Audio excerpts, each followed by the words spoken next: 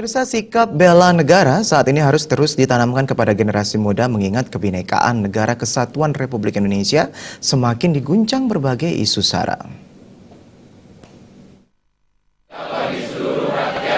Sikap bela negara sangat penting untuk ditanamkan pada generasi muda saat ini, mengingat banyak terjadi kasus penyalahgunaan IT yang menghujat Indonesia di akun media sosial. Tentu saja hal ini sangat memprihatinkan. Generasi muda seharusnya mampu menjaga nama baik NKRI dan mencintai negara Indonesia. Apalagi berbagai isu sara kerap menjadi cara memecah NKRI. Danrem 163 Wirasatya Kolonel Infantri Nyoman Cantiasa menyatakan saat ini banyak ditemukan penyalahgunaan media sosial, yaitu dengan memecah persatuan bangsa dengan berita hoax. Berpendapat di media sosial seharusnya bisa dikontrol dan tidak dengan mengumbar kejelekan yang menyinggung perasaan. Untuk itu sikap bela negara perlu terus diutamakan.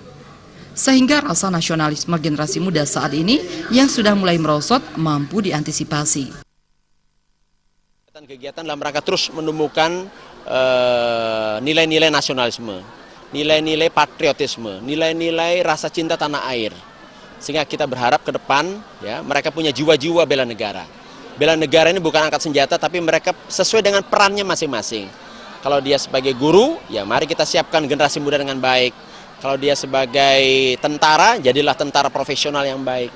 Kalau dia sebagai murid atau pelajar sekarang, ya belajarlah dengan baik. Di sanalah kita berharap.